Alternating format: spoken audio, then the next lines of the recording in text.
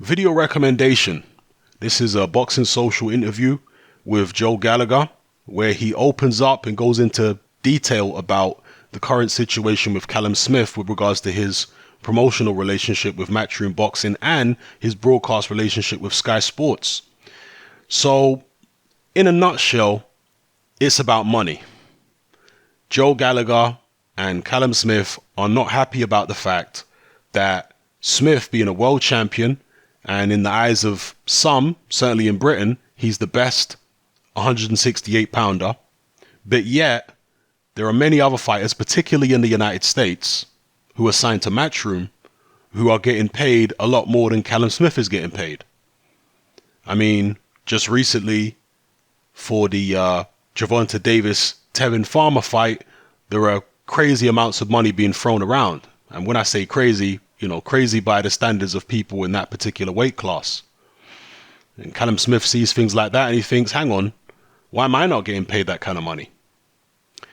Joe Gallagher claims or contends that there's also a bias when it comes to Matchroom and Sky Sports in promoting fighters who are from in and around London.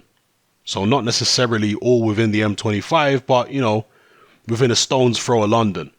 He says that other than maybe Josh Kelly and Lewis Ritson in the Northeast, if you're outside of London at this point, because, in the past it was different, but he's talking about right now, Sky and Matchroom are very London-centric in terms of who they're choosing to push. Yeah, maybe he's got a point there, And he and Callum Smith believe that they need to be on pay-per-view. Well, obviously Callum Smith is the fighter, but Joe Gallagher speaking on his behalf, he believes Callum Smith is supposed to be a pay-per-view fighter.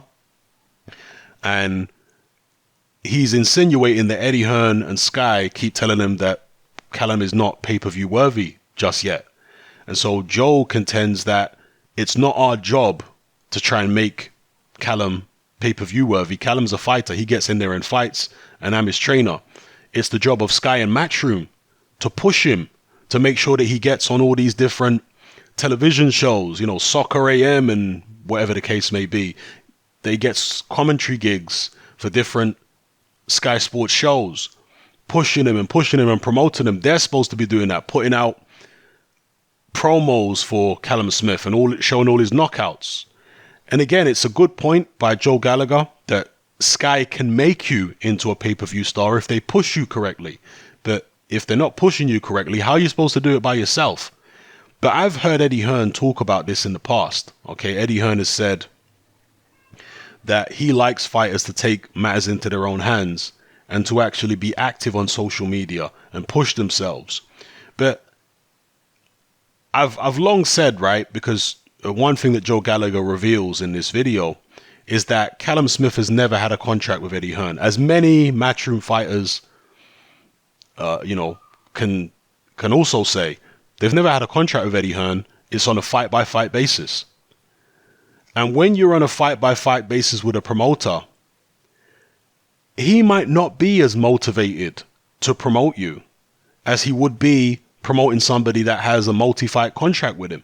Do you understand? Because when you've got a multi-fight contract with a promoter, he has to fulfill his obligations. But when you're on a fight-by-fight basis, the promoter has no obligations. So until you've got a fight signed, he doesn't have to promote you. Do you understand? And somebody who's as busy as Eddie Hearn, I can understand why he may have kind of forgotten about Callum Smith to some extent, because Eddie Hearn probably is spreading himself very thin at this point. So I'm not blaming Joe Gallagher or Callum Smith. I'm not blaming Eddie Hearn, but I'm just saying this appears to be what the situation is. Maybe if Callum Smith signed a multi-fight deal, and I'm not advising him to, but maybe if he had, Eddie Hearn would be, promoting him more in between fights. But you just have to look at what Dillian Whyte did. Dillian Whyte, when he first got with Matchroom, also on a fight-by-fight basis, he was constantly complaining in the early days that he wasn't being pushed enough by Sky or Matchroom. So Dillian Whyte took matters into his own hands. He started becoming a social media, YouTube personality, always outspoken with his comments and all this kind of business. And obviously, the Anthony Joshua fight helped him tremendously, but he went on from there talking a lot on YouTube and in interviews and whatnot, showing people behind the scenes in his training camps and whatever, and always having an opinion about something, and then taking on the very toughest opposition that he could get hold of, putting on good performances, knocking people out, and that eventually built him up into this pay-per-view star. Callum Smith, in my opinion, has got the ability to be a bigger pay-per-view star than Dillian Whyte. But unfortunately, he doesn't seem to have the personality to sell himself as well as Dillian Whyte did. So he's going to need a promoter who can sell him, who can do the selling for him, because he's clearly not a natural salesman, Callum Smith. So that appears to be where they're at. Eddie Hearn and Sky are not pushing Callum Smith the way that he wants to be pushed for whatever reason. So he's looking elsewhere. And it's not just about pushing him the way he wants to be pushed. Ultimately, it comes down to the dollar bill, paying him the amount of money he wants to be paid. And when Eddie Hearn is saying, or Sky is saying, we can't pay you as much as you want, but other promoters say that they can, then he's going to start talking to other promoters. As simple as that. So I wish Callum Smith all the best. He needs to make the right decision for his career. And if that means leaving Eddie Hearn and going elsewhere, and well, essentially he's a free agent at the moment, according to Joe Gallagher. But if that means going elsewhere and fighting for a different promoter who is willing to put up the money, then so be it. The only thing I would say to Callum Smith and, Joe Gallagher is don't get caught out or don't get trapped in a long-term contract, particularly not with an American broadcaster.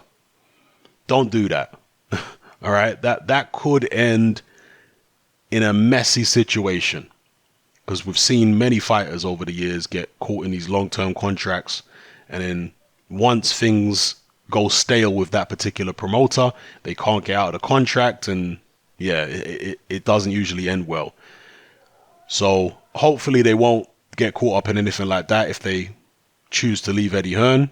But that's the thing. There's not many, as far as I can tell, other promoters around who are willing to work with top level fighters on a fight by fight basis. Eddie Hearn is one of the very few who does that. And Joe Gallagher says it's because Eddie Hearn wants to absolve himself of responsibility if the fighter is no longer successful. And that's true, It's very easy for Eddie Hearn to drop a fighter if he doesn't have a long-term contract with him. Yeah, if the fighter's hot today and then tomorrow is not hot no more, Eddie Hearn isn't obligated to give him any more fights. He can just say, thank you, but no thank you, He's not obligated. But when you have a long-term contract, you're obligated. So, Joe Gallagher says it's so Eddie Hearn doesn't have to be obligated to provide anybody with fights who's not hot anymore. But at the same time, it provides freedom for the fighter, right? Because what if the promoter's not hot anymore?